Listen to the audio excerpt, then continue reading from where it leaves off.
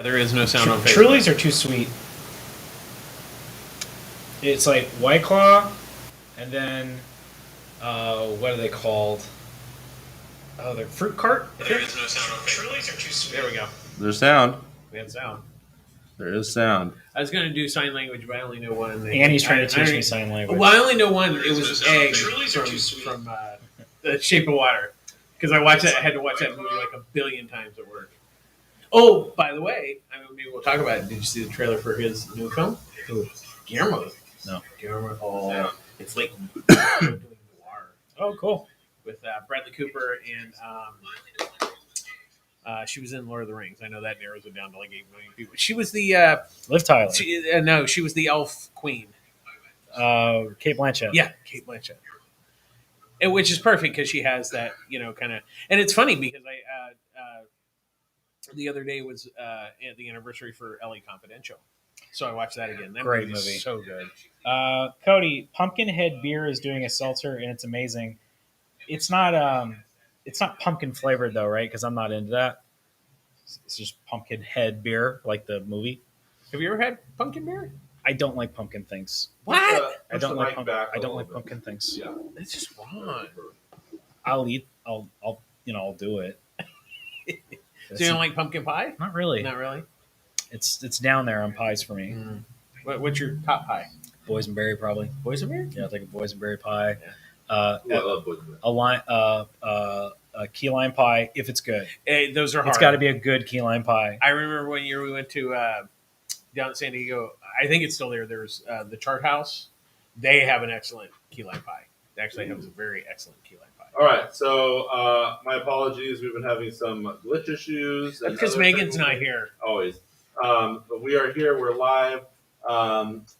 Louis says, does Steven have the anniversary dates for every movie ever made memorized? Kind of. Yes. Greg says, hi, Pulp Fiction family. Adam says, there you go. Audio working. Thank you, Adam. So what's so funny, Ryan? Cody said that he's a dirty pumpkin slut, and that made me laugh. Well, there you go. It's true. So I have them in my notes. This is for this month. Oh. So every month I go through. I only post like the ones that are kind of like genre maybe on the. Look at you. And Yeah. Greg's favorite pie is sweet potato pie. So the intro that I said earlier that we missed because the audio was not working is that, hello, everyone. It's November 21st, live unboxing video. It's November 21st? No, it's September. We time traveled 2 months. I'm hearing all this talking pie. I'm thinking of Thanksgiving. That was the Earth, Wind, and Fire guy. Yeah. So September 21st, and we're live on Instagram, Facebook, Twitter, Twitch, YouTube, all the places. And we have Ryan Skinner and Stephen Howard there. Hello. How are you guys? Good. So I can't believe I made it. Been missing in action. Ryan came home with a baby. Everybody got signatures. What anniversary is it today? Eduardo, what are you talking about? All right, so just to talk about the main elephant in the room, there was a big event. Oh, is that an elephant? Yes, it felt like a big dog. Big dog. Yeah. So, Big dog landing on my face. Let's give us a couple minutes of the breakdown. Yeah, we had Tony Fleece here, the writer of Stray Dogs, and it was I would say, a resounding success. Our first big signing here, and we did okay. Definitely have some ideas about how I do things a little bit differently in the future, but overall, really happy with the experience. We were supposed to be done at like 4 p.m. and we were not done until after we were closed. Oh, well, Tony, I'm not blaming Tony. He did get here a little late, which does happen. Yeah. I mean, we've all tried to get somewhere and it never worked. So I felt bad for him because he was like, Well, it's a testament to him because he could have just pieced, even if it was a half an hour after, he could have pieced out at like 4:30, but he hung out. So, so thank you very much to Tony because he's watching. I know he's not. And he watches every stream. Yeah, right. He's busy. He's working. He's making dogs. And thank you all if you did come out. That was great. We're going to do more of it in the future. Yeah, good turnout. Yeah. What was the earliest some people were there? I got here a little like 9:45, something like that, and there were 5 or 6 people already waiting outside. So, and then we told people the signing wasn't going to start until noon. And we did indeed have people waiting in line for hours. So what a bunch of troopers. Fortunately, the weather was good. I mean, it was warm, but it wasn't too hot, and and everybody and you had water for people, which was awesome. Speaking of which, also a couple things. We have, as we promised, some Stray Dogs trade paperbacks that are signed that we are going to give away as prizes for the folks that participated in our Pulp Fiction Stray Dogs hashtag. So we'll pick the five that we like the most, and we'll let you guys know that you have a trade paperback waiting for you, and you can come and get it whenever you want. We'll announce winners before the end of the week. Hopefully your cat won't win. My cat's not going to win. I'm not competing. Also, these guys, they came a little bit late in the day, but I thought they were really neat. Don Schmidt brought a couple of really cool Stray Dogs blank covers. If you want to add any of these to your collection, this one needs no introduction. That's most definitely Ghostbusters, which is a good, definitely a good call. And Don's a really big Japanese cinema fan, big Japanese fan of everything in general. Not really a horror movie, but he couldn't help himself. There's a really wonderful crime movie by Kurosawa called Stray Dog. It's about a cop who loses his gun, from what I remember. So maybe this is the dog that loses its bone. That's what it is. Yeah. So very cool stuff. We'll have these in the shop if anybody wants to take a peek at them. Nice. I think it. Yeah. He did like a texture. There's it almost like it's stucco or something. Yeah. No, it's really cool. It's really cool.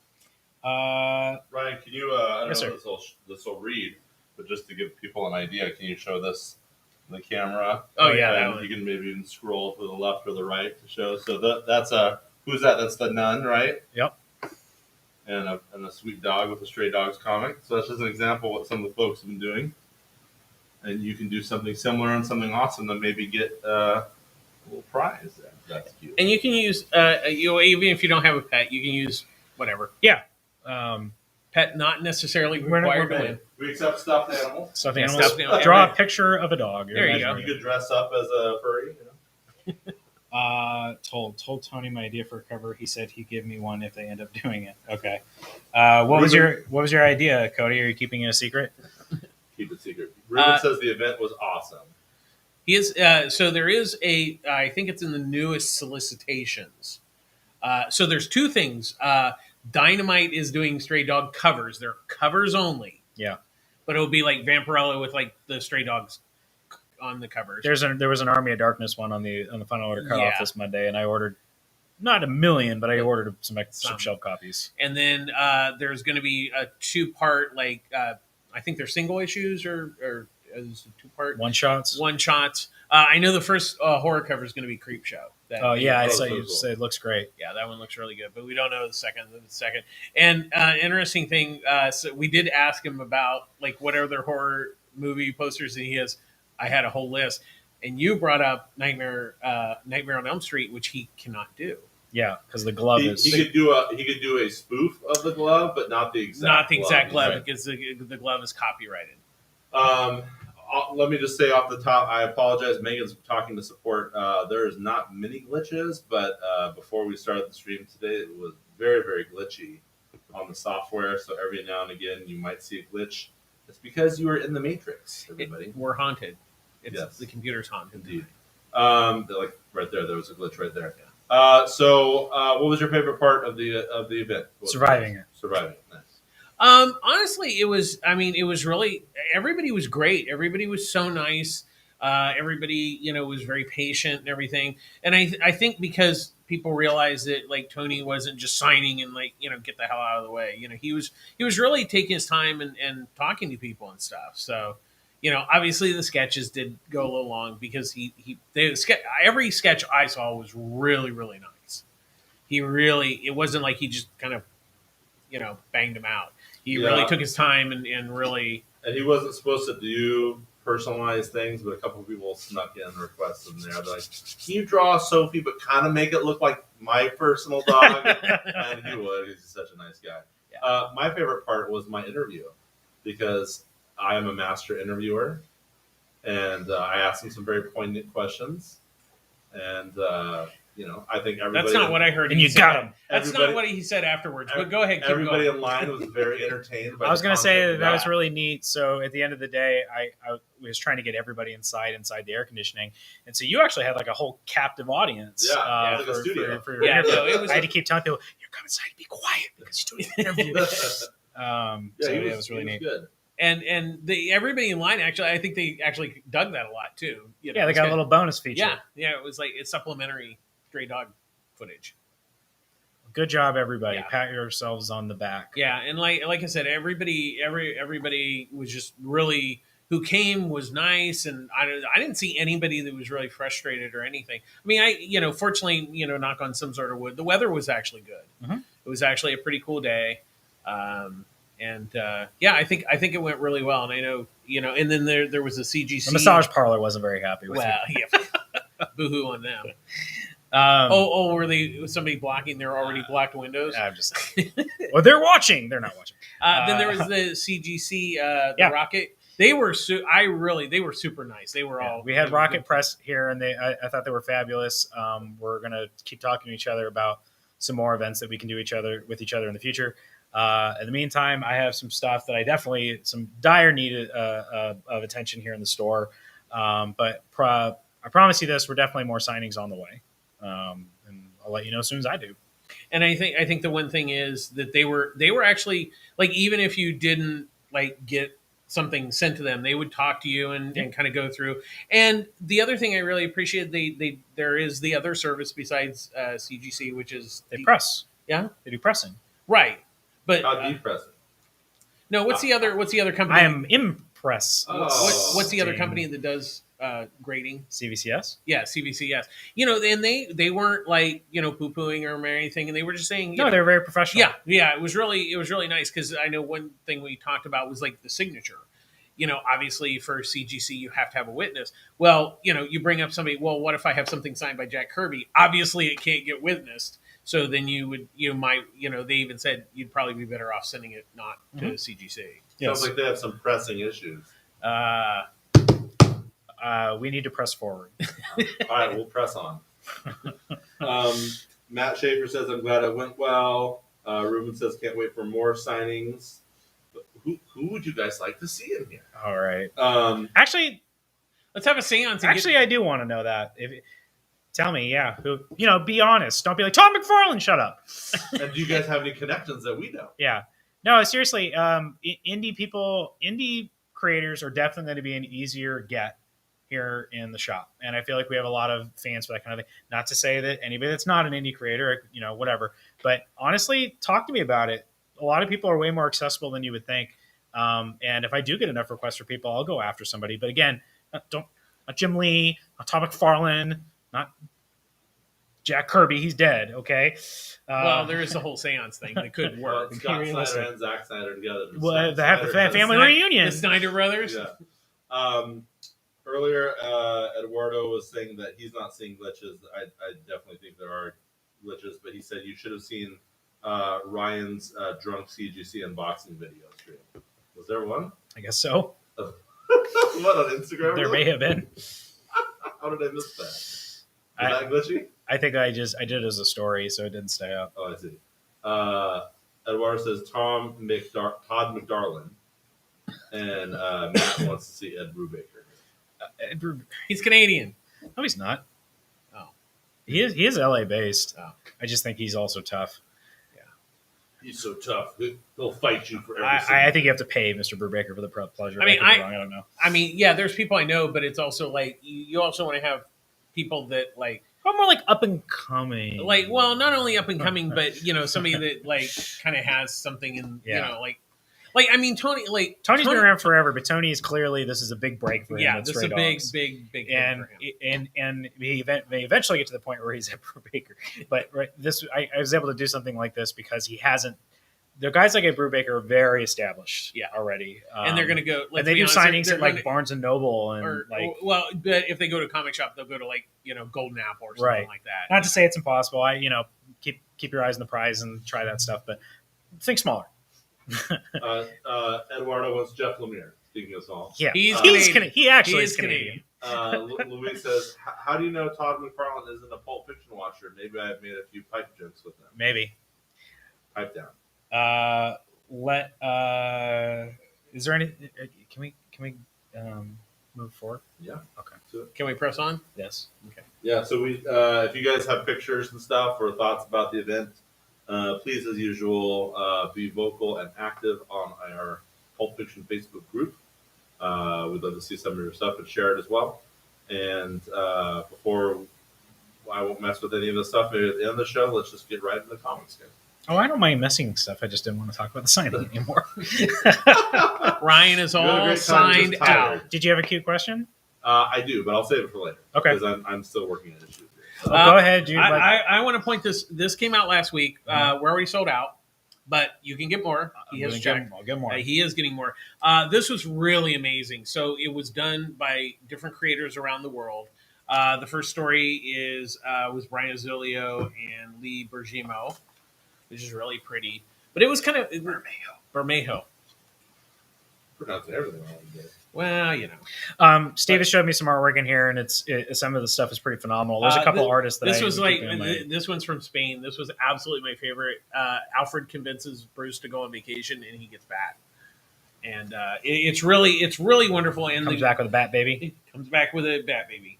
But the really great thing is that a lot of the stories are based in the countries, you know. This guy's insane. Yeah, that's who knows this Korean artist. Yeah, I got to start looking up what his stuff is. That's great. And oh yeah, we have somebody who's half Korean here. His family lives in Korea. I've eaten enough kimchi that I can pronounce something. Jungggi. Junji Kim, and then JAEKWANG Park. It's okay. That's too many letters. Anyway, I was very impressed with the Korean art, and it's really good, and the stories are really good. And there was one artist that has refused to do work outside of his country, and he's even been the Hellboy team wanted him, and he said he turned it down. But when it came to this, he said he'll do it. Batman's so this is the first. Yeah, so a lot of these artists, this is their first time, you know, say in America where people have seen them, and the stories were really great, and the artwork was fabulous, and even Wendy loved it too. So because we were talking about it on Saturday. Ruben's excited because he saw the glitch. And Eduardo says we're getting flashed a pipe like the Fight Club. Let's go a little. Yeah. But this is the fight. The Tuesday night subliminal. Fight. This is the Fight Club. Yeah. Subliminal pipe. Can I say what I liked last week? Yeah. I liked the two big indie books a lot. I liked Ma, which looks like you have enough of behind you, and I really like Primordial. I think they were both excellent. Primordial, I think, is the bigger draw. It's the easier book to pitch. I don't know how to talk about the Maw because it's sensitive. Well, the way you described it, I was like, when I read it, I'm like, this is not what it's about. And then I'm like, oh, it is what it's about. Because it gets there to where the way you described it. But it's. But I didn't think it was overbearing. No, it's an interesting setup, and like I've said this before with first issues, you got to end it for me in a way where I'm like, okay, I got to see what happens next. And both issues, both Primordial and Ma, did that for me. Let me ask you a question. The artist of Ma has a very interesting style, but then the style is different at a different point. I'm sorry, Primordial. I think I thought the same thing. And so you're talking about Andrea Sorrentino on Primordial. Let me get the book because that's actually interesting. You both would understand this if you had read Gideon Falls. So when I think of Sorrentino, I do think of like this. Yeah. A lot of heavy shadows. And I think it might be. I wonder if he's always been colored by Dave Stewart. Yeah, always has been colored by Dave Stewart. Well, yeah, Gideon Falls was Dave Stewart. Because if you go to now, he all of a sudden looks like Frank Quietly. Yeah, it looks like Frank Quietly. But there's just no shadows. He does that in Gideon Falls too. Okay, you know what I'm trying to say. Because there's a reason. I mean, well, we don't want to say, but there's a reason why that style is there. Right. You know. Anyway, well, it's a little bit here too. Yeah. Oh god, this is so good. Anyway, it's just him. You know, artists know how to do different modes. It wasn't that long ago that we were talking about Gillian March, right? You know, Gillian March over in the Batman books, or Joker, and then you have him on Carmen. Well, the other one was Joe Quinones when he did Dial H for Hero. Mm-hmm. Remember how each issue was kind of like? Remember when he did like the '90s superhero and everybody looked like Todd McFarlane and they can. That was a really good example of an artist who can mimic or do a different style for a specific reason. Uh, And when you look at that way, especially when you read it, it makes a lot of sense why he drew that kind of that way. Right. It's because it's very striking. It's almost like Space Odyssey, Yeah. where you have a certain color palette for the entire movie, and now you're in this bright white fluorescent thing. Anyway, Derek, I noticed the same thing. I was like, "Is this the same artist?" Yeah. It's a trip because I have not read Gideon Falls. I haven't really done any. Well, we're going to talk about that today. I know. Rick Rock 34 says, "Tell him Gideon Falls." Yeah, that book was absolutely just brilliant, absolutely brilliant. So if you do like Primordial, definitely check out Gideon Falls. Which is what I will. Which we also have trades of it too. Yeah, which are I have a stupid question. Out of Maze Book and Primordial, which book did you like better? Both by Jeff Lemire, right? I like Primordial, but I always have room in my heart for.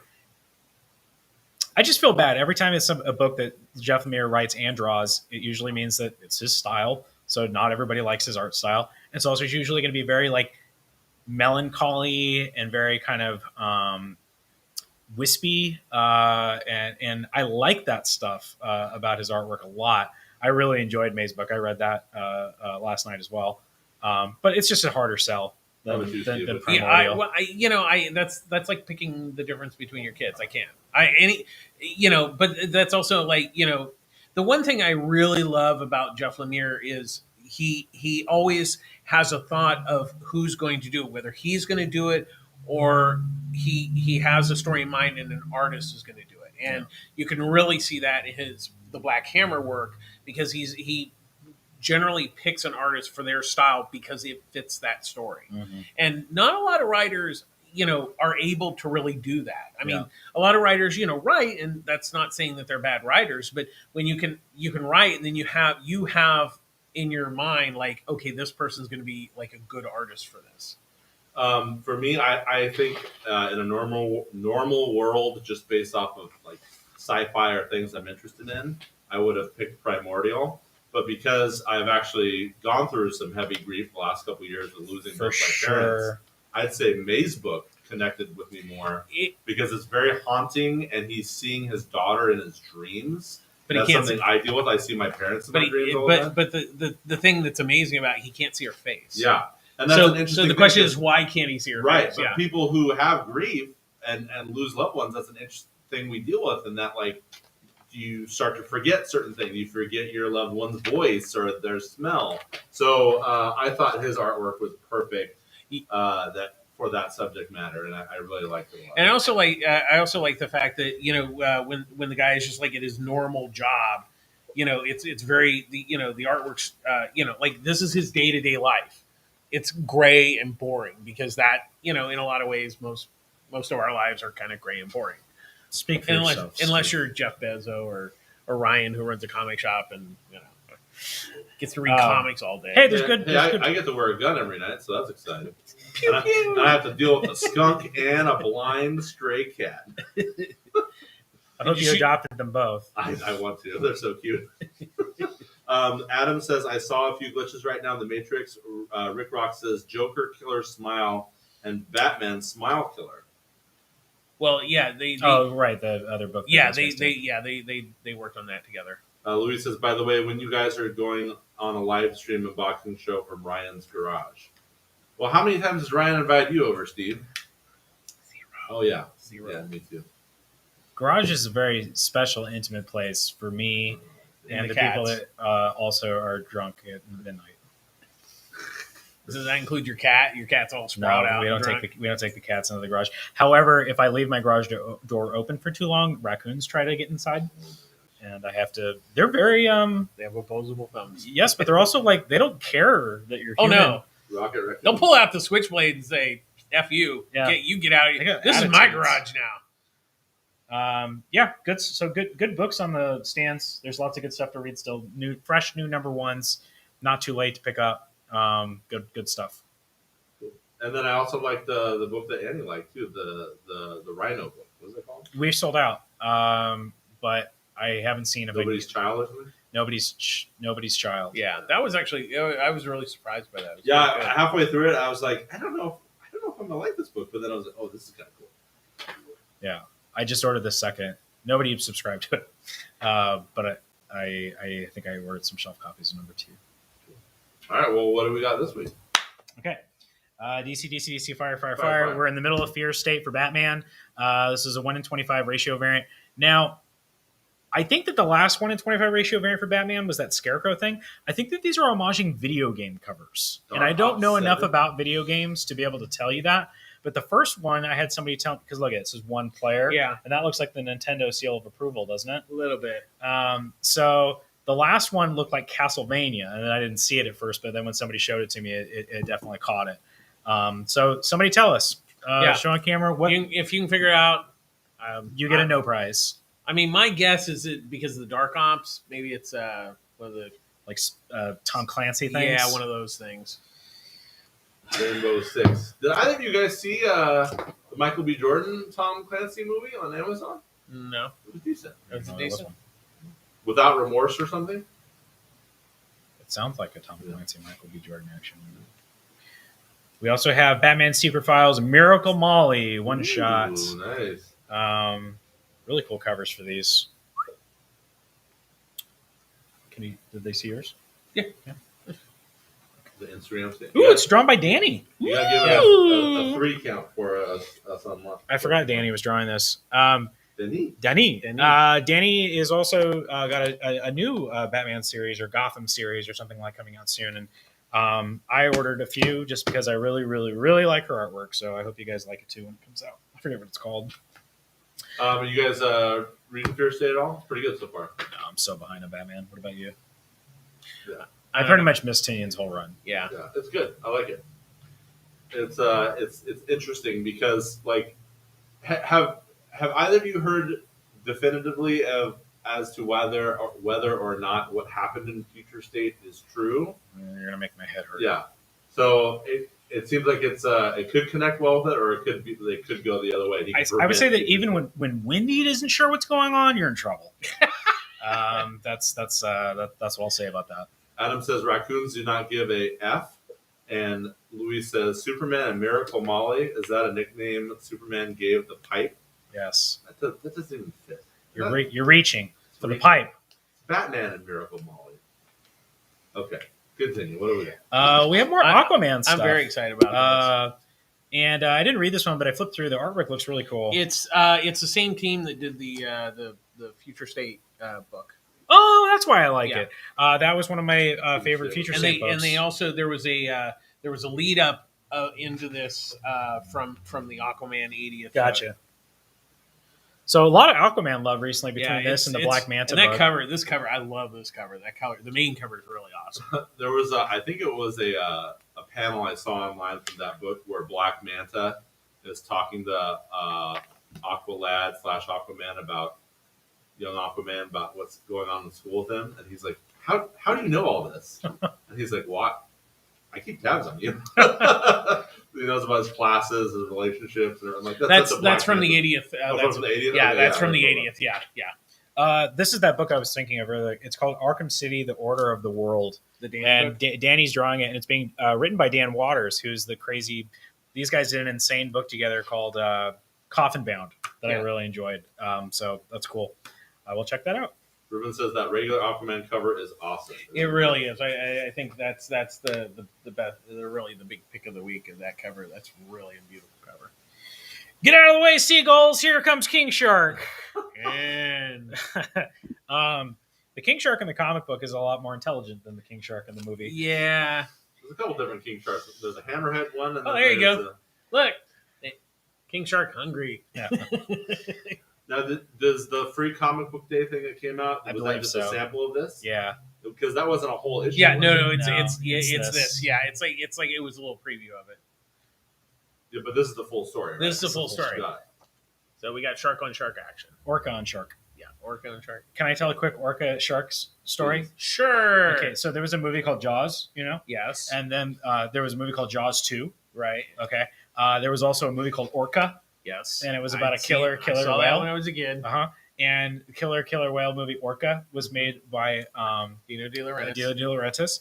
And Dino De Laurentiis in Orca had the orca kill a great white as like kind of a jab at Jaws. Mhm. And then so a dead orca carcass washes up on the shore on Jaws 2 as a clapback. Yep. At the end of the Atlantis.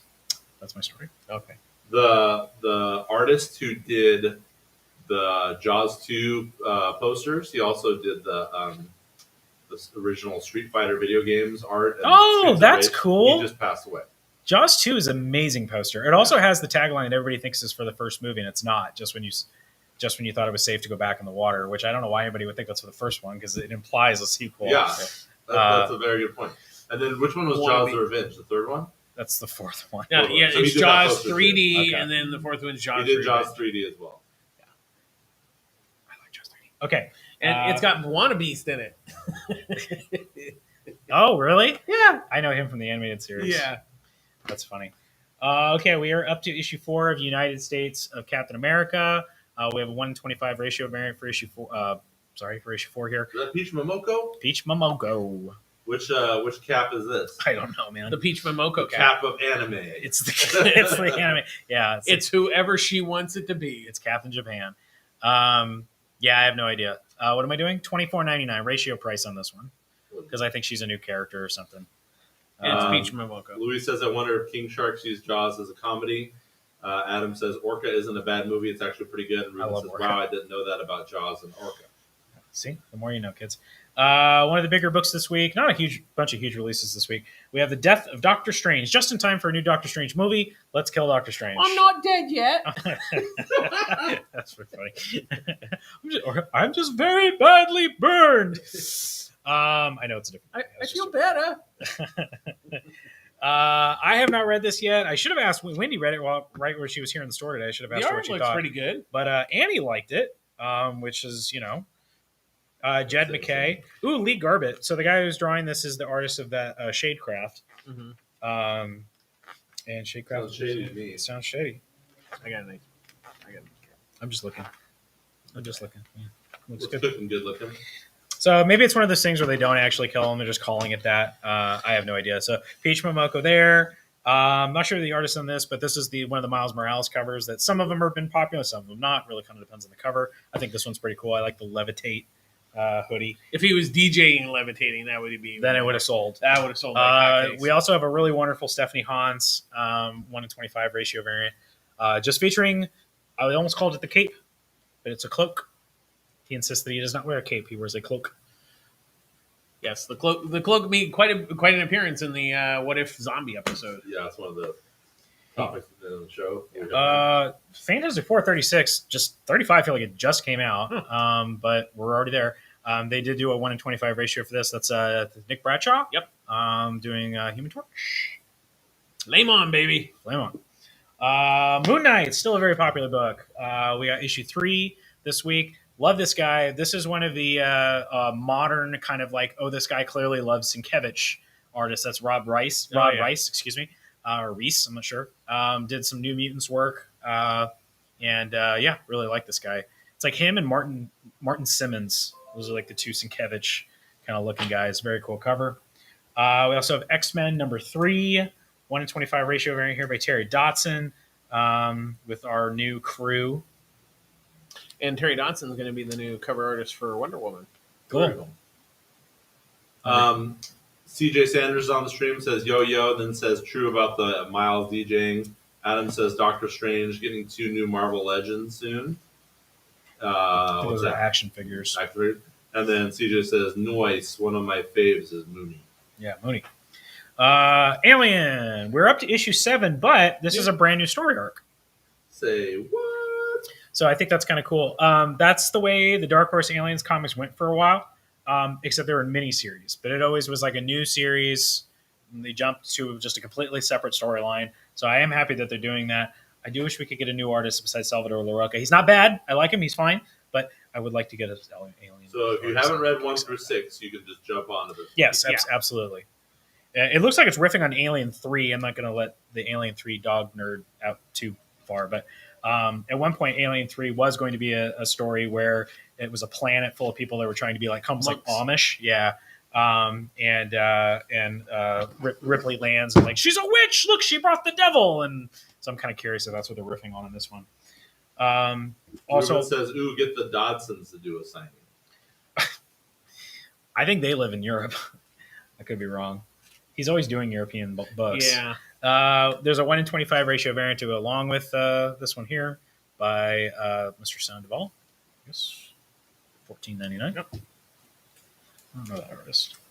A cute thing in time for Halloween's here. We got Star Wars Adventures, Vader's Castle, Dawn of the Droids. Got a few of these for the shelf. I just can't help myself with the Francavilla covers. He actually he did a little, and he did like a little bit, a couple of pages. He did a few pages in here. I was like, and he's also doing I think he's doing another Joker issue or something. He said he was. Doing something. He is doing. He's doing a yes. He's doing something. He's doing a DC thing. Yeah, and I ordered a lot because that'll be big. Yeah. Okay, on to the indie world. We're up to Dark Blood number 3. It's a really good book. I'm really enjoying it. And easy one here, 1 in 10 ratio variant, $6. I'm landing in $6 more and more for my 1 in 10. That's a nice cover too. Ratio covers. We got Eat the Rich number 2. If you enjoyed number 1, check out number 2. Very much like Get Out, but like focusing more on like class discrepancies. I guess. So Get Out meets Eating Raoul. Sort of. Now here's what I want to say about this. Here's the B cover for issue 2. Do you notice anything wrong with this? I can't see. Wrong? I don't want to make you guys. Can you see it? Is that easier if I go like that? Can you see it on your screen? No. Does anybody else notice what's wrong with it? Nobody on the. No. It says number 1.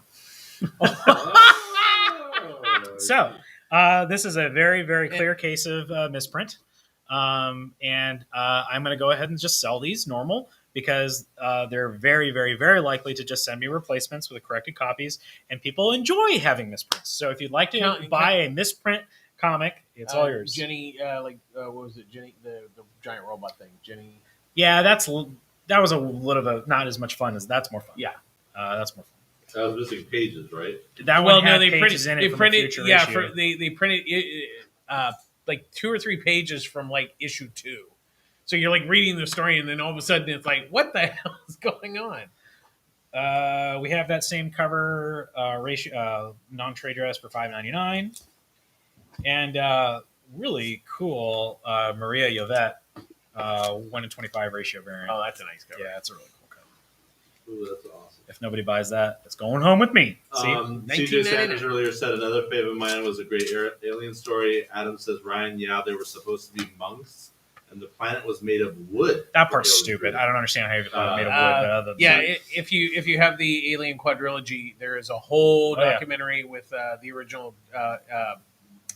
Vincent Ward. Here's something both of you guys should know about me. Probably most of the reason I even got into movies was because of the Alien quadrilogy. I never saw all those kinds of special features and stuff before. It made me fall in love with movies. What's the deal with the District 9 guy, Neil Blomkamp? Was he like throwing shade on?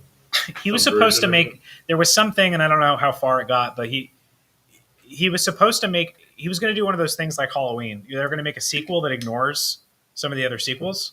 So he was going to make a new Alien 3, and it would have had Sigourney in it, and it would have brought back Hicks and Newt. Yeah, what's his name? I feel really bad right now. Michael Biehn. But now, however many years ago that was, I went, no, you don't ignore the sequels. Just figure out how to make it. I don't care. And Ripley's dead. Leave her alone. And except they brought her back. But now, I don't know. I'm always down to see an alternate take. Anyway, that's what I assume. He's probably he was tweeting out a bunch of artwork for it for a while. I think it was going to be too expensive. I think that's why Fox kind of killed it. I'm just not interested in another James Cameron Aliens movie. I already got it. It's the ultimate, do something new. Try to do something new. I think that was the thing. They tried with the third one, and we're going to get a TV show now. It failed miserably, and then the fourth one's terrible. Actually, I believe the guy that's in charge of the TV show is the guy who's currently writing the Alien comics. So I thought it was the Fargo guy that was doing it. Just kidding. It's the Fargo guy. Are you sure they're not the same person? I don't know. Anyway, I will check out the Alien TV show. I think it's going to be on FX. CJ says, you needed a Hicks and Newt, although did love Charles Dutton. We're not going to do this right now, but Alien 3 is great. Fight me. I don't care. We're not doing it right now. Come in the shop anytime, anywhere. I would say the Alien 3 assembly cut is spectacular. For what it is. It's still a David Fincher movie with the composer of The Matrix. I forget the name. Okay. Hey, listen, this was a nice surprise. Oh, new book. This is a new book, and I had no idea just looking at the cover what the hell it is. Is it a wraparound? I missed that. It's called Frontiersmen, and I really had no idea what this was supposed to be. I thought it was going to be like a shirtless bear fighter, Which was kind of awesome. Remembers that comic? Like my night job. No, Derek, you should listen up because this is a legit 100% sincere new indie superhero book. Sweet. In the vein of, excuse me, I have to sneeze. Then tight. Oh my gosh. Look at he's beating up some giant monster thing. I don't know. No, actually, indie superhero stuff is not always necessarily my favorite genre, but I was really entertained by this. I was really impressed with it. I think if you were reading stuff like Black Hammer, or Radiant Black, or Invincible, Even stuff like that, like the whole Marvel style guide thing. You get a kick out of it. I ordered my copy. I always like it when they put extra stuff in the back. Kind of fill out the, like where they might put the letter page. Also, I love it. Any kind of like aging adventurer comes back out of retirement stories, or they usually might come. Yeah, this is the artwork's actually really yeah, it's nice. totally decent. And then we have an alternate cover by Matteo Scalera, which is also a wraparound cover. I didn't notice that. Very cool. Yeah, they're both good covers. Another new series this week, a Blaze book called He Who Fights with Monsters.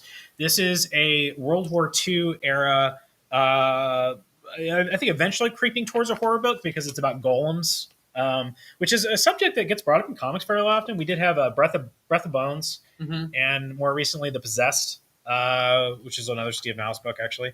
I really enjoyed this. I think what the takeaway here is that this is the artist of Something Is Killing the Children, which I haven't even never seen any artwork by this artist besides that. So it's pretty cool. I want to say I think he might have done a Black Hammer thing, but I wouldn't be surprised. So very cool. It had a Jay Lee cover. That's the main cover. That's Jay Lee. I'm not sure who this is, but pretty cool. Very moody. And then they like to do their homage covers. So Fantastic Four something. I can't remember. Usually, do they? They have to say somewhere, but it's okay. You don't need that. Okay. I'll wait till you figure it out. No, it doesn't say. We have some ratios to go along with it. So I have a quick $6 1 in 10 there for the no trade dress, and this one glows in the dark. Ooh, yeah, I think glow in the dark is actually kind of cool. Yeah, now turn out all the go. I think go it around and turn does out it all have the to be lights. sunlight? No, you can use like regular okay. light. It just doesn't glow as much for very long. But alrighty, we have the second issue of King Spawn. King Spawn 1 was a moderate success. I have a lot of leftover copies. I didn't go quite as gnarly on number 2, but I do have ample copies. I'm glad they limited it to only 3 covers this time. I tried on King Spawn number 1, guys, but I think I'm just too far removed from Spawn at this point. If anything, I'd like to go back and try to reread Spawn from the beginning. Thank you. Look at this shirt, everybody. So I show my wife the shirt, and she goes, "Oh, cool, Freddy Krueger." And I go, "Honey, you've never seen House?" She goes, "What's a house?" I said, has one of my favorite taglines for a movie: "Ding dong, you're dead." So starring William Catt. Which one has the caterpillar dog in it? It's the second one. There's 3 of them, I think, or is there 4? There's probably 3 official ones, and then just like anything else, there's probably an Italian 4th one. Yeah, I never really understood the show that they made, right? About that doctor who solved all those weird illnesses. House. Oh. Yeah. It had nothing to do with the movie. It's a really bad adaptation. It's true.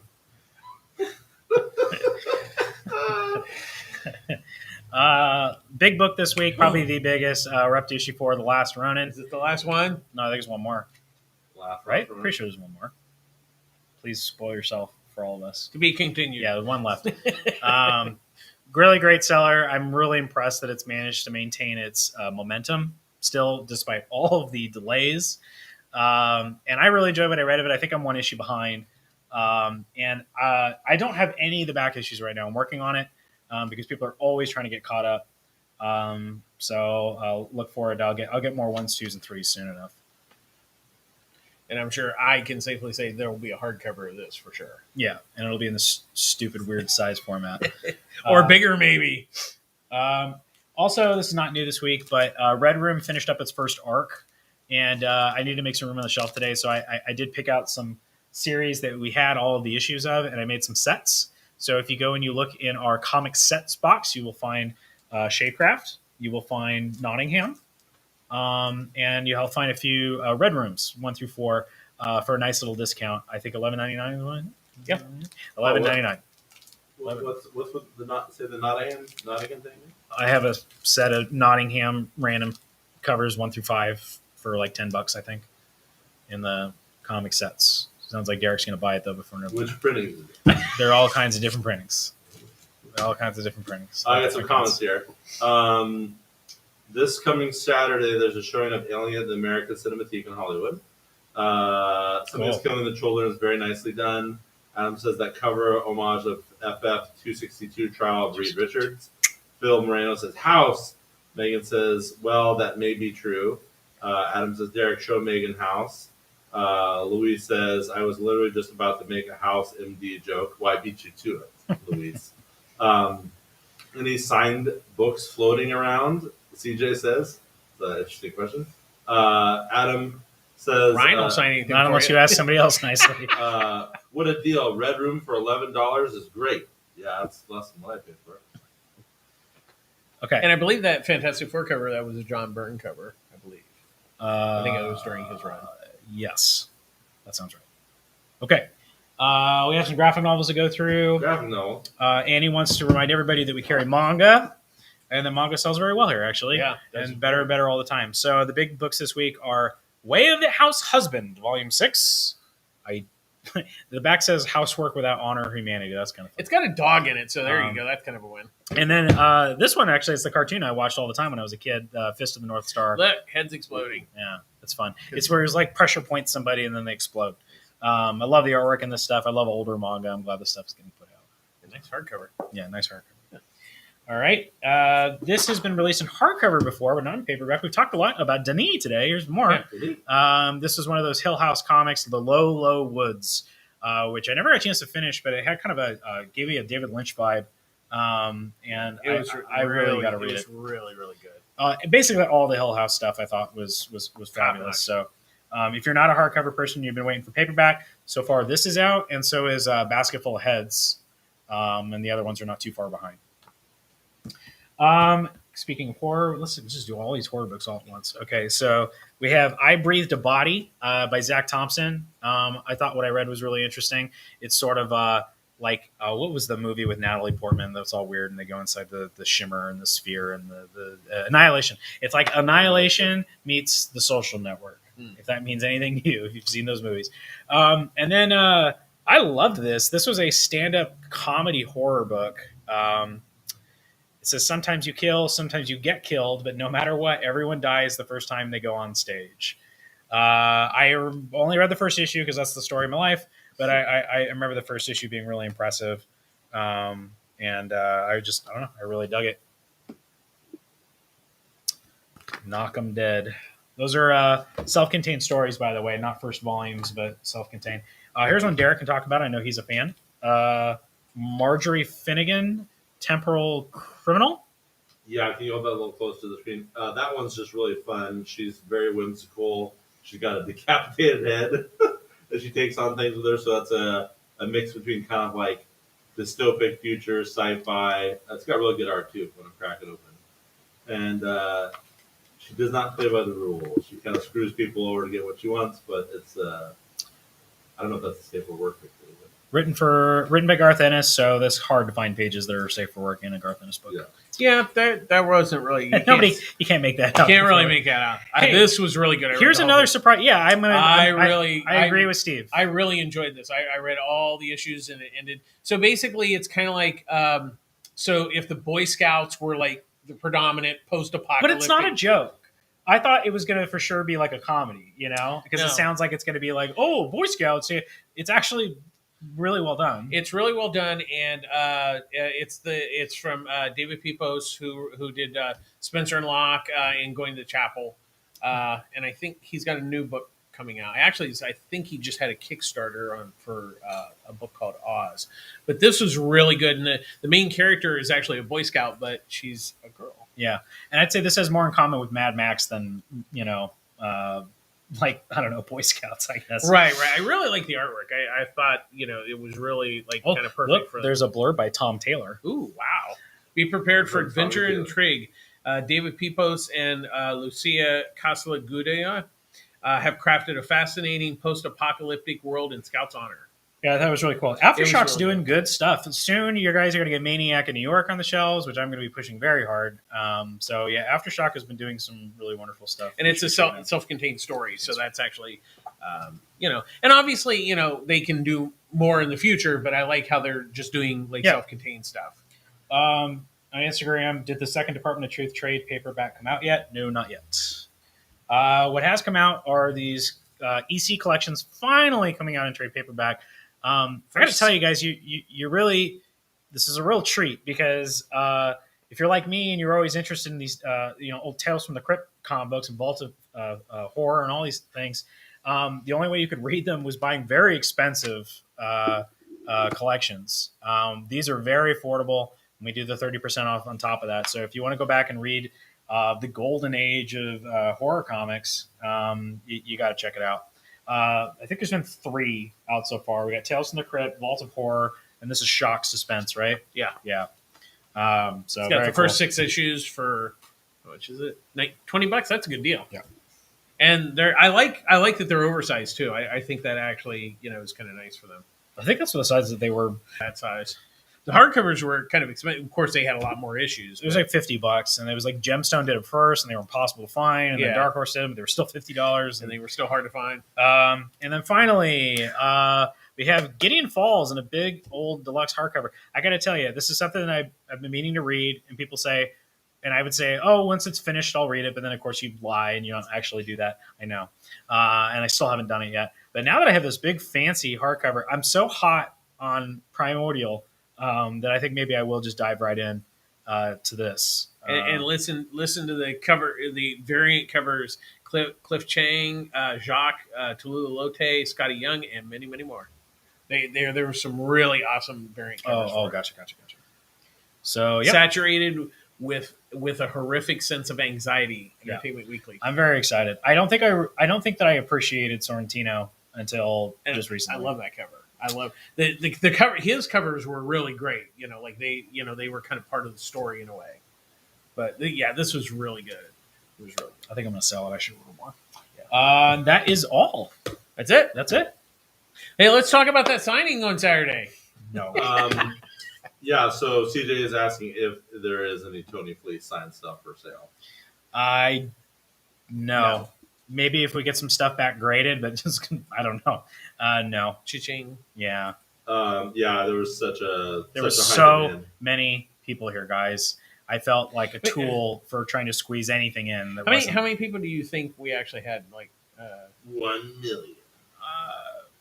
Probably I would say maybe about 100. That's what I was thinking, about 100. But again, with this, it was at least 100. Yeah, maybe a couple hundred. Yeah, I don't know, I'm good at count. 500, not 500. That's a lot. Definitely more than 100. Okay, so because if you count the whole day, a lot of people were just sitting in that line for a really long time. Yeah. I don't know. Yeah, we'll say somewhere between 1 and 200. There you go. What is the gist of Gideon Falls? I don't really know. Can you take that? I heard it's kind of like Twin Peaks a little bit. Yeah, it's not really a hook here, right? So basically, think of kind of like David Lynch in the sense that there's kind of 2 sort of realities. Mm-hmm. So this guy is going around finding these pieces of things of this barn, but yet there's kind of the dual story of this murder in this small town of the barn. Mm-hmm. So the 2 stories start out completely separate, but then they slowly start to weave together. All right, that's enough. I think also just because the barn sounds like the Black Lodge or something. Yeah, so that's the Twin Peaks vibe. Yeah, I guess. Rural mystery and urban horror collides in this character-driven mediation of obsession, mental illness, and faith from creators. That writer Michael Bendis says will go down as one of the greatest comic teams of all time. Which I praise.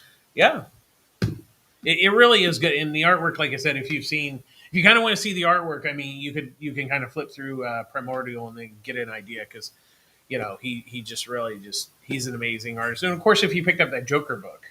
I think my problem is they did the Green Arrow book together first, and I just remember thinking, oh, it's David Aja. Well, and then I was very reductive, and it took a long time before I came back around to see like him. He's a very, very well. The really sad thing about the Green Arrow is they didn't really get to finish it. Yeah, they were like they were they had it all planned out, and then DC's like, well, it's gonna end, so they had to kind of like the last like 3 or 4 issues is like kind of a greatest hits of what it would have been.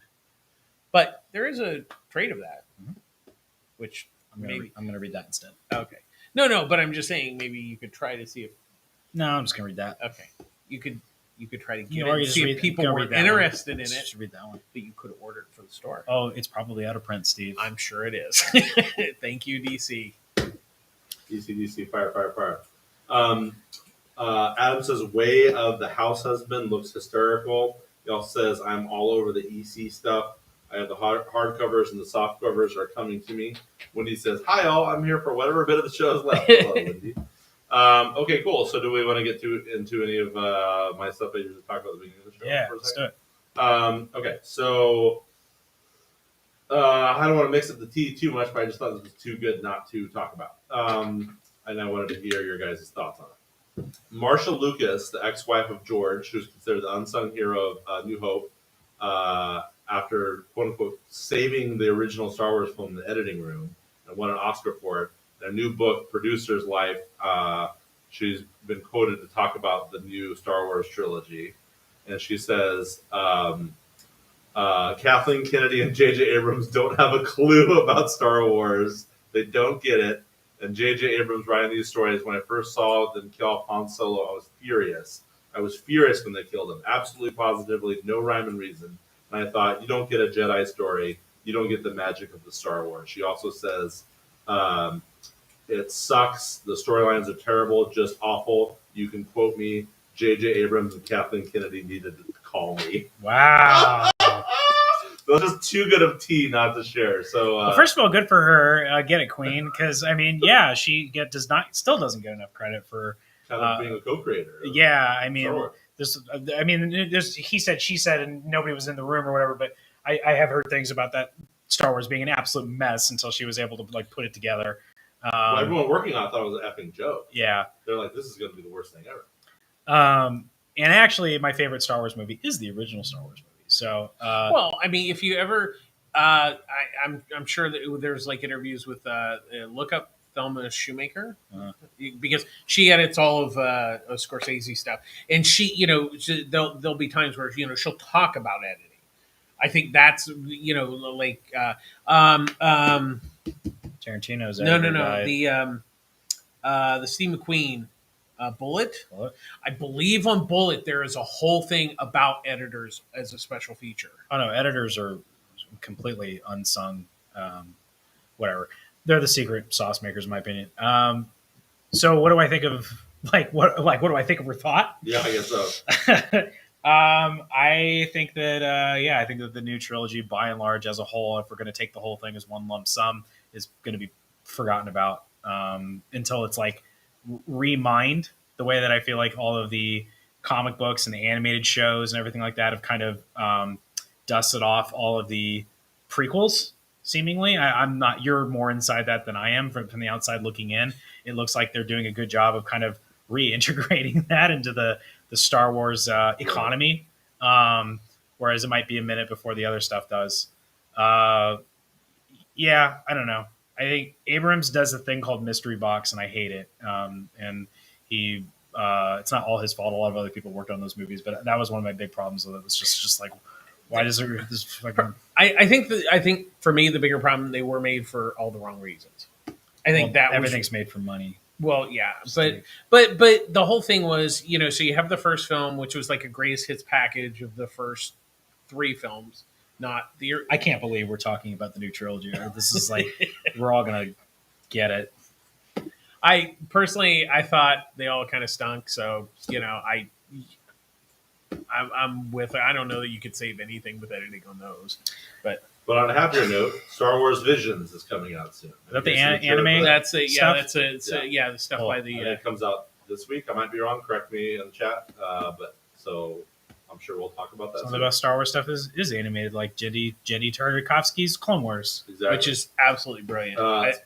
Speaking of more tea, a gentleman named Graham McMillan put together a 10,000 world oral history at the look of the DC's launch of the New 52. Have either of you guys looked at that? Mm-mm. You look it up online. Editorial. It just talks about the editorial and creative clashes, documenting the history of what happened. I will say I was right. So there is a documentary on Bullet called The Cutting Edge, The Magic of Movie Editing, which is an hour and 40 minutes. Mhm. So there's interviews with Jodie Foster, Sean Penn, James Cameron, Quentin Tarantino, and Steven Spielberg. And it also, there's Walter Murch pieces together Cold Yeah, but Mountain. Blu-ray.com only gave it 3 out of 5 stars. Okay, but that's for the overall thing, not. But that documentary, I cannot recommend enough. If you, it might even be like on Prime or something like Yeah. that. But it is amazing, and I don't think people realize there's two things that can make and break a film. It's the editing and the score. Those are the two. I mean, it's not that but in the end, those are the things that pull it together. Very passionate about this. Speaking yeah. of score, Howard Shore is returning to do Lord of the Rings. I don't think he's signed yet. I think they're in discussions with him. I hope he comes back. Okay, cool. So my next thing is check that out. There's a lot of interesting stuff about the New 52, talking about things that happen on the Court of Owls and all these things. So it's a cool article online. Did you guys see What If? Yes. Killmonger saves Iron Man. I'm behind. You're behind. Where are you at, Ryan? The last thing I saw was... You seen Zombies? Nope. So Last Doctor thing I Strange. saw... Nope. You're really far behind. You're really far behind. Maybe the Star-Lord. That's the second episode. No, I've seen more than 2. I saw the Ant-Man one. Which Ant-Man one? I mean, There's like a couple. I saw the one where all the Avengers get killed. Okay. Oh yeah, that's the third one. So I want to hear your thoughts, Stephen, real quick. I think it's one of the biggest criticisms that I have heard is that you just see a lot of your favorite characters just getting killed often, and that's kind of upsetting. And then also, there's just some, and these are different versions of the characters. So, for example, let me finish real quick for your response. For example, it's not a spoiler, Ryan, but this version of Iron Man in this episode seems to be drinking a lot. So, a lot of people complain like the normal Tony Stark would be better than this Tony Stark, but it just seems like there's not equivalent power levels. Like Killmonger or someone else can get one over on someone else very easily, so there's not like continuity of power. But it just seems like a lot of people are getting killed all the time, and it's getting a little dark. But what do you think of it, Steven? Did you like it? I honestly, I think the first one is the first one I think has been my favorite. I'm not saying it's the best, but I think it worked. The story worked the best. Like it was really consistent throughout its episode with the story. The second one's all nice, but it's kind of sentimental. Okay, then I thought the Avengers one was terrible. I thought that was an absolute, and it just seems like each episode, like the stories are just like, is this what you all came up with? And I don't think they're very well done. Like look, the Doctor Strange one's nice, but it's a nice like 15, 20 minute. After a while, it just goes on and on. Like, oh, well, what if I go back through time and do this? What if I go back through time and do this? And the irony was the zombie one was really good, but it just ended. Like it didn't actually end. And yeah, then, a lot of them leave more wanting to be. And then this last one was kind of like, to me, it's like it's kind of like rearranging the deck chairs on the Titanic, and the boat's still sinking. Yeah. I mean, all you're doing is just like, oh, well, Tony lives. Okay. And then you just mix that with like Black Panther and call it a day. It just seems like the stories are very safe. They're not, and the What If one or the zombie one kind of proved that they need to not necessarily stick to a specific like 40-minute or whatever. If one needs to go, like the Doctor Strange, honestly, you could have cut 10 minutes out of that and you wouldn't have noticed. Everyone's excited that Wendy's here. Everyone's like, Wonder Wendy in the house. Hi, Wendy. Hi, Wendy. Hi, Wendy. Louise says, question for the Pulp Fiction fam. I've made a lot of Pulp Fiction memes for the Facebook group. Which meme is your favorite? We just need to have an album of all of them together, Louise. Yeah. Megan says, yes, they are regarding editors, unsung heroes. I guess Megan's agreeing with you, Steven.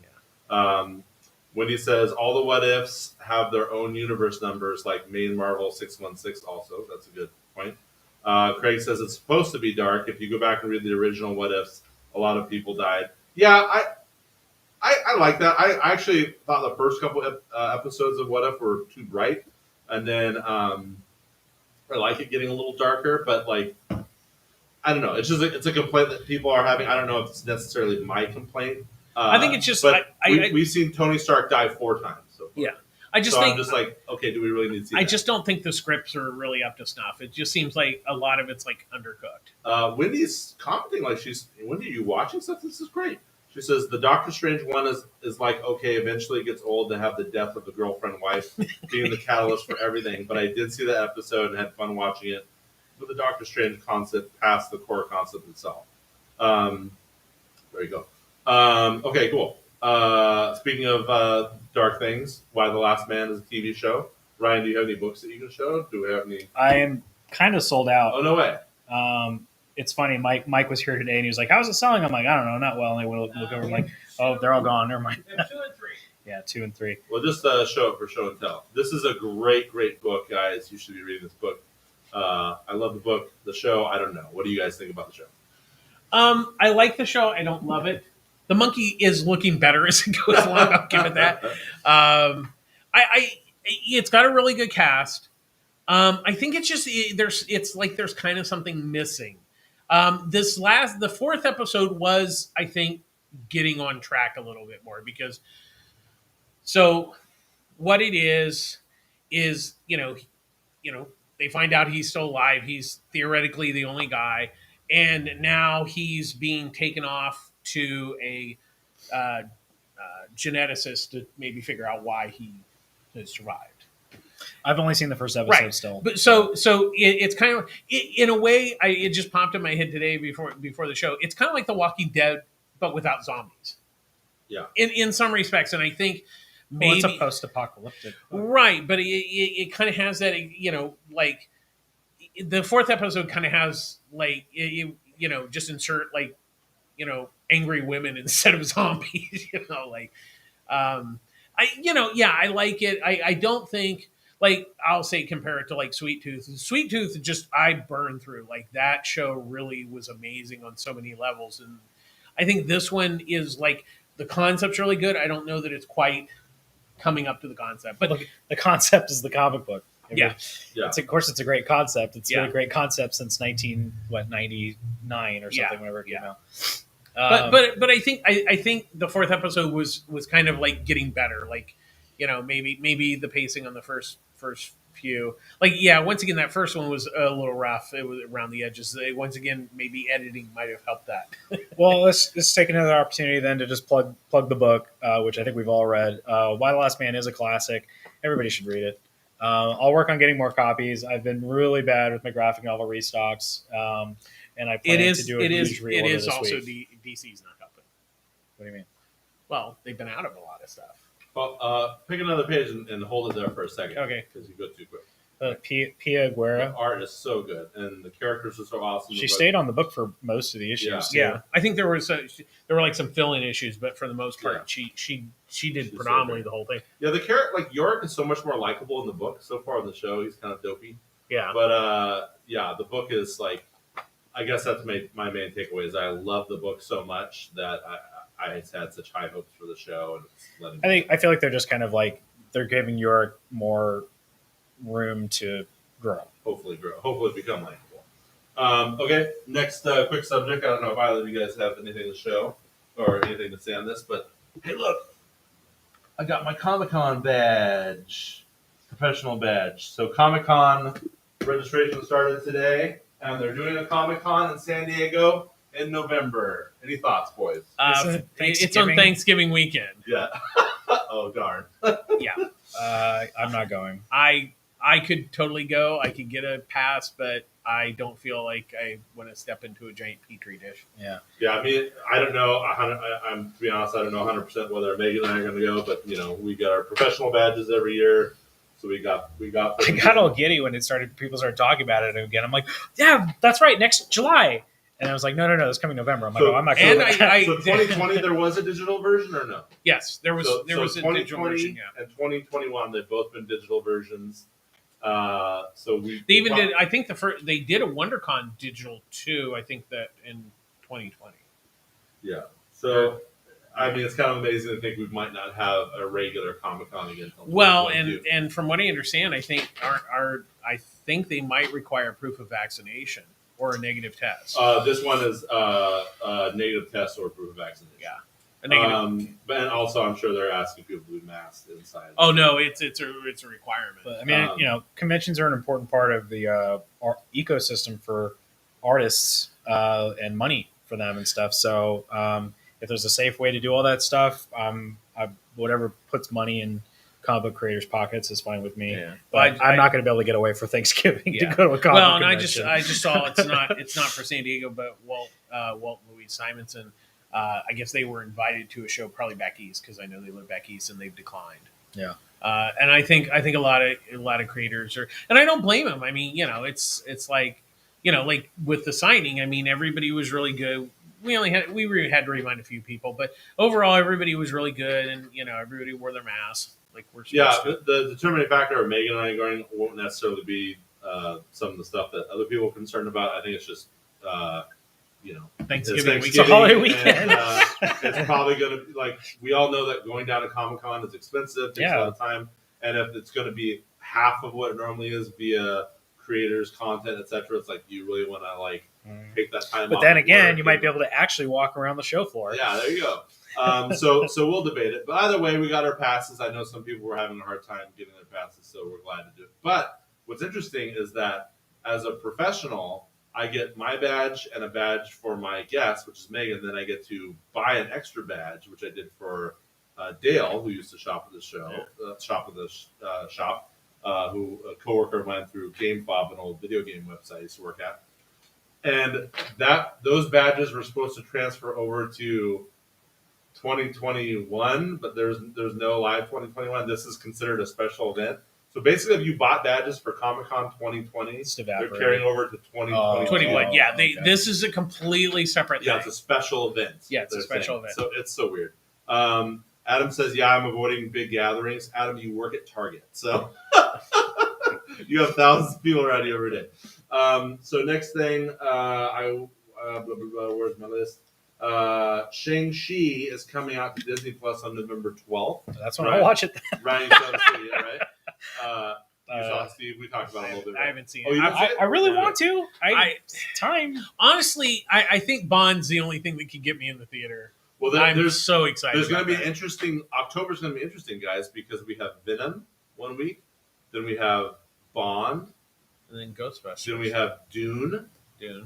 and then is it Ghostbusters? Or Ghostbusters got delayed? No, I think Ghostbusters is because I think Sony moved it up because because they took the Top Gun place because Paramount pushed Top Gun, and apparently there's 4 big movies, and apparently I think 30 or 40 minutes of the Bond film is shot in IMAX. I haven't enjoyed a James Bond movie in a long time. oh, they're so good. They're so good. Steve, do you know anything about Disney Plus Day on November 12th? Yes. But I don't remember what that. Like Jungle Cruise is going to premiere for free.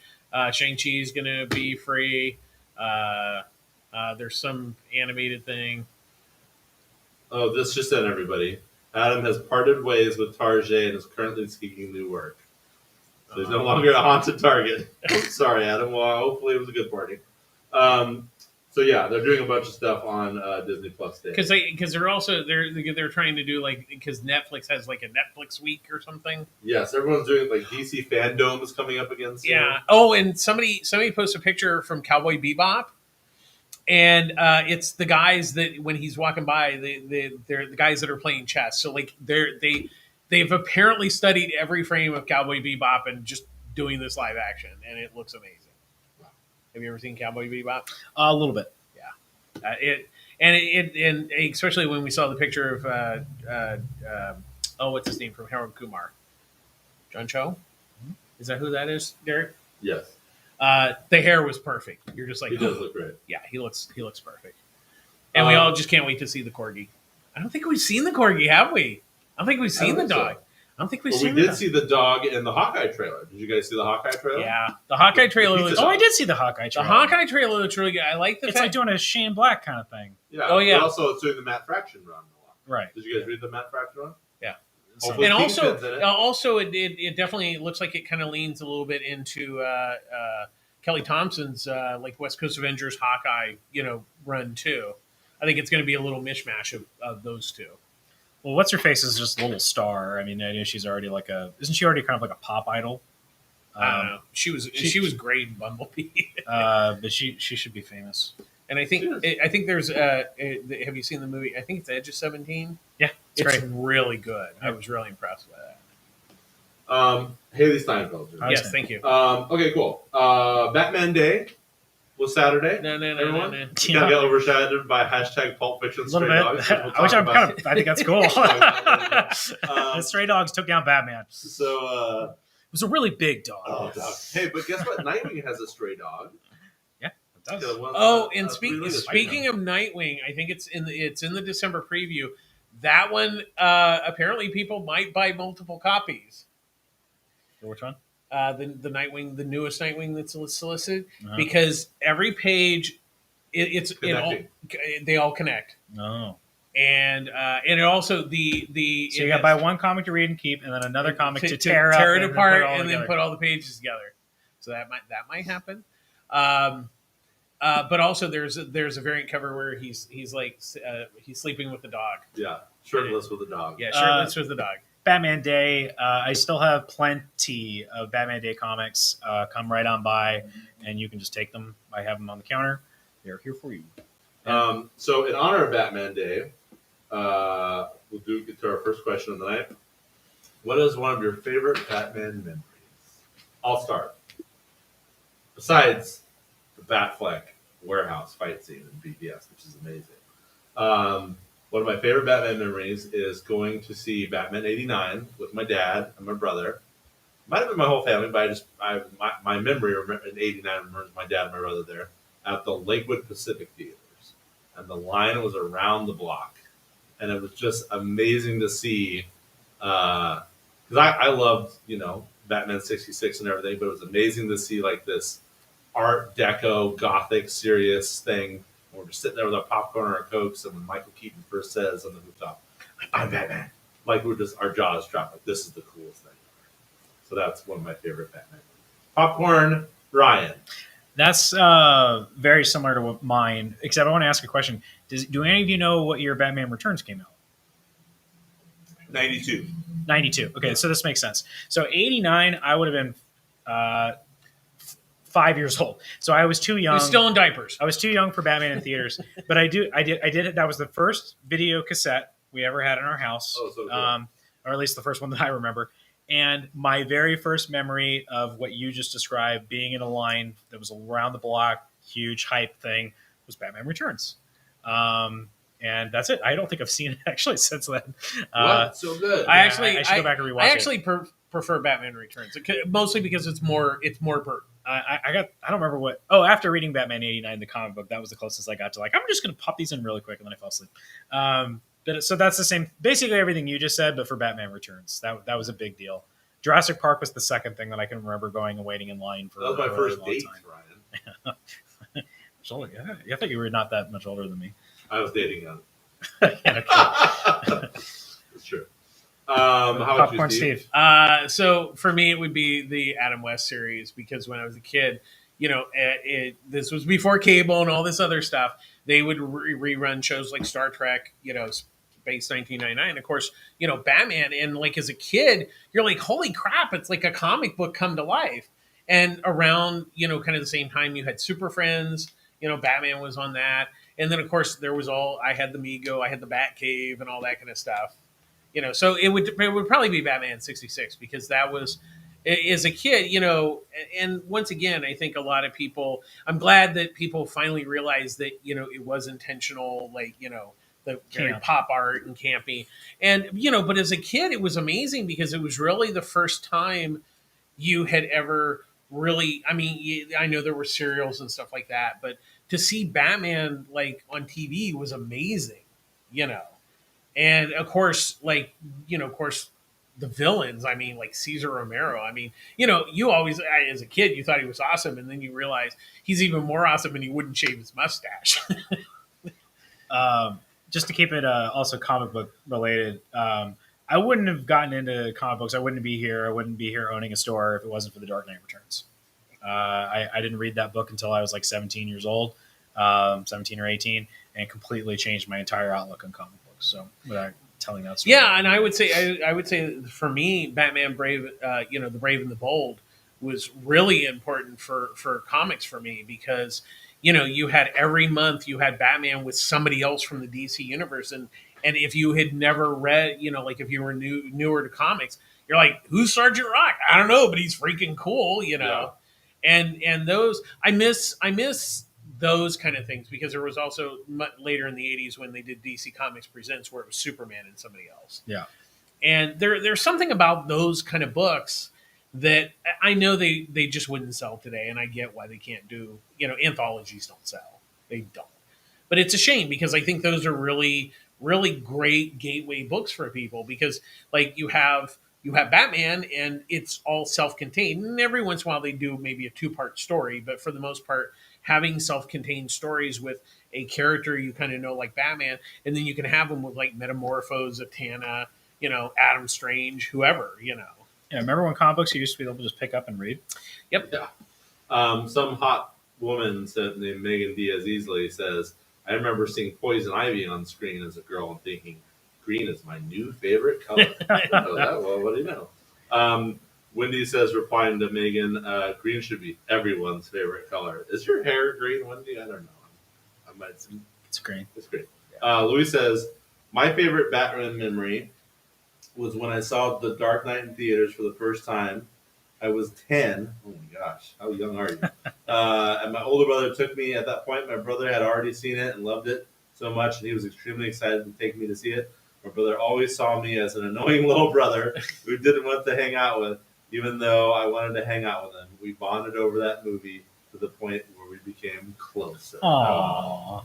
That should be a meme. I do have a Batman '89 story. We actually, so they had the premiere in Westwood, but then they had remember the clown balloons? They had the clown balloons and everything. My friend Brad, so cool. He was in line and he thought but yeah, it was not going to happen. But it was like a madhouse.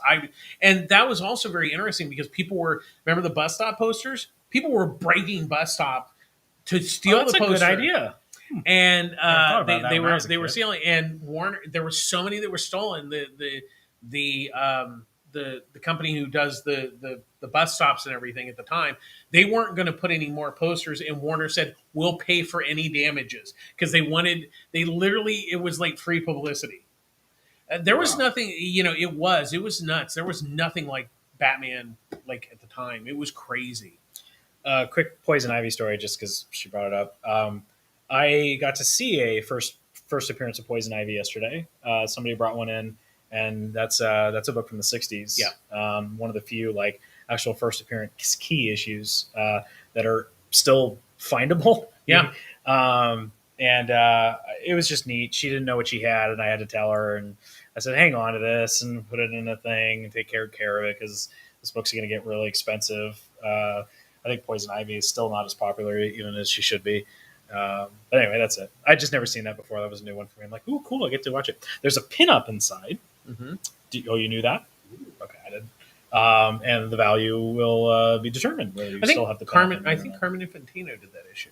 Very possible. Yeah. Going to the release dates of the stuff coming out in October, movie-wise. First weekend is Venom, Let There Be Carnage. Yes. And then the Many Saints of Newark, the Sopranos prequel. Oh, wow. Then the next week, so Venom is the big one. The next week is Bond, No Time to Die. So that's huge. And then the weekend, I think that same day is, the next week after that is Halloween Kills. So, of course, very appropriate for October. And then the last weekend of October is Dune. And then the French Dispatch as well. Oh, and then you also have The Last Night in Soho and Antlers. Wow, those are I'm so excited for both of those movies. Yeah. I'm So- very excited for the Soho because I love Edgar Wright. October's And gonna did be you good. did you see the trailer drop for Nightmare Alley? No. Ooh, Guillermo del Toro doing noir. What's that about? It's a Bradley remake of Cooper, Old Guy, right? Rono Mira, and Kate Blanchett, Nice. and Willem Dafoe. Perfect. Yeah, Cool. he's I freaking love. Oh, Mary Steenburgen's in it too. Tony Yes, Collette. Cody, we're getting a new And VHS. I know It's you're going to be really shy. Do not fall off your chair, but Ron Perlman's going to be in it. don't believe you. Go figure. There's going to be typewriters in it. somewhere, too, I David think. Strathairn, This is the easiest Tim movie Blake for him Nelson. to get a typewriter in. Tim Blake Nelson. Holy mackerel! All right. It's not the movie show. Okay, so I've got two silly questions. We'll wrap up the show. Yes, I like VHS, Cody. So Batman Fear State is going strong right now. I had one more thing about Batman. Tonight in the comics, when I was a young wee lad in the 80s and my family would vacation to Sequoia National Park, I remember picking up Batman comics with artwork by Norm Brayfogle covers. And this was like 1984. And it just that his artwork captivated me. That's Keith's favorite Batman Yeah, artist. so good. So if you guys don't know Norm Brayfogle, look up his stuff. He's fantastic. Okay, so the next question is, Batman Fear State is going strong. If you were the Scarecrow, Ryan, if you were the Scarecrow, Steven, what would you do to terrify the people of Gotham City? And I'll go first. I would tell them that there's no new comics coming out on Tuesdays and Wednesdays. And that would just create terror in the houses of everyone in Gotham. Because everyone in Gotham. Everybody in Gotham is reads notorious comics. comic book readers. They're very meta. All of them. So what We're would talking you do? Gotham City specifically. Gotham City. You're the Scarecrow. Fear State. Geez, they've seen everything, right? They're like New Yorkers. It's like, what do you do? Why are there people still living in Gotham? Yeah, I know, right? Geez, tell them. I don't have a joke. You want me to go? Yeah, go for it. Okay. The only movie that's going to play there is Batman and Robin, and it's going to play there over It'll and loop Joel over Schumacher. and over again. What if they're all secretly addicted to all that? What if you tell them? My fear thing would be like, hey, guess what? Gotham City's gonna be boring now from now on. Yeah. Nothing's gonna No happen. more crime. No, man, that's it. All the villains are moving to Bloodhaven. Yeah. Bane is just going to do like card tricks. Yeah. Oh, follow the card. Bane becomes like a real estate agent. Yeah. Oh, was this your nice townhouse, yeah. All right, cool. And then one more silly question. I'm not going to sell to you, Todd. Do we have a new Marvel Dark Ages this week? No. Oh, it's not? No. Why did I think that? It's okay. Well, Marvel Dark Ages is going strong. Yeah. It's what's on everybody's mind. It is the big event over at Marvel Comics.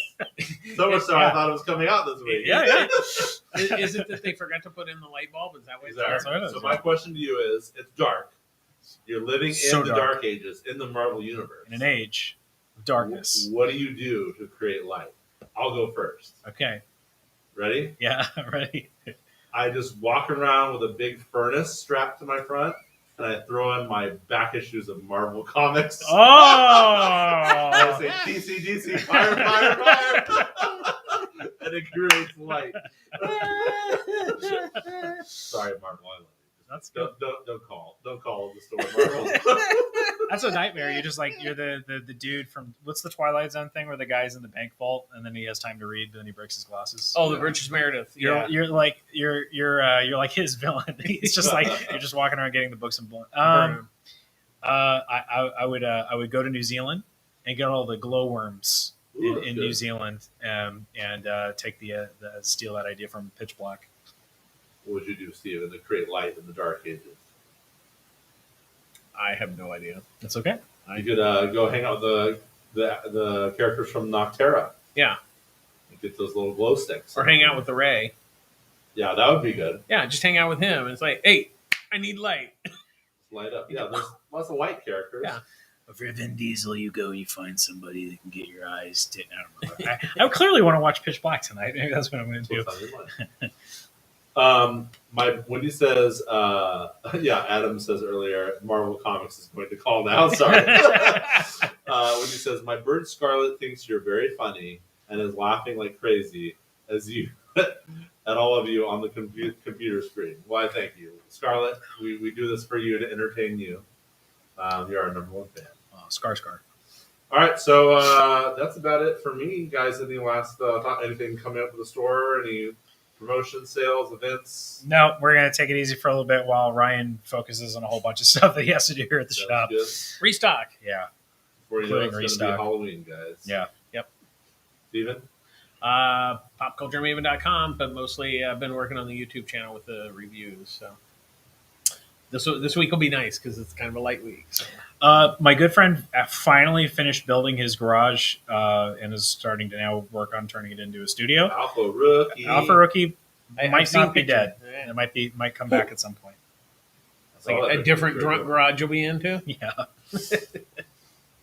Okay, so let me switch it over to me. If we can see me. Hello. I'm Derek Easley of Derek Easley Entertainment. Megan and I write, edit, produce, shoot, all the things. So if you ever need any videos, drone work, photos, someone's talking to us about doing a music video for them. So we do stuff like that. We do real estate listings. We just shot a charity event this last weekend after we were here interviewing Tony Fleece for the Pulp Fiction Stray Dogs event. So yeah, we do a little bit of everything. If you need any media, social media, video, that type of stuff, hit us up at DerekEasley.com. These are awesome. Doing this to me? This was a great event. It's If you guys weren't here, you missed out. This might be my favorite cover, and it's interesting. He signs it his stuff as AMF, right? AMF, and that's because instead of Tony, it's Anthony. Anthony. What's the M stand for? Middle name? Mario. Sure. Anthony Mario Fleece. Anthony Mario. And Luigi Mario. Hey, and why is there a 21 here, Ryan? What's the 21? I have no idea. Maybe 2021? Yeah. Yes. This is one of my favorite ones here, too. So it was a great event. I think we all had a great time. And keep those posts coming. And I think Ryan will look at everyone's posts and pictures later this week. And is this the prize? Yeah. This is the prize, guys. Look at this. It's the Stray Dogs graphic novel signed by the creator and writer, Tony Fleece. So Ryan will pick the top 5 people who do awesome posts, so keep them coming. I know VZ Comics was like, Bruce was like, I didn't get to get mine in. There's still time. You still have time. So take a creative picture. Thursday at midnight? I don't know. Figure it out. You can incorporate horror stuff. You can incorporate animal stuff. Just make it fun. And we thank everybody for participating. Matt says, I could live in a world without DC. How dare you? How dare you? Yeah. Well, if we didn't have DC, we probably wouldn't have Marvel. So there you go. There we go. Very true. Guys are so cute. Let's see. Who was created first? Batman, Superman, and Wonder Woman. The Holy Trinity. All know. Very true. Very true. All right, guys. Thanks right. for watching. We appreciate it. I could live without Marvel or DC. Oh, no, I didn't say that. What? Yes, I'm all done. Let's go home. That's good. All right, let's go home. All right, talk to everyone soon. Stick a fork in it. How dare you, Matt? Yes, dude. All right.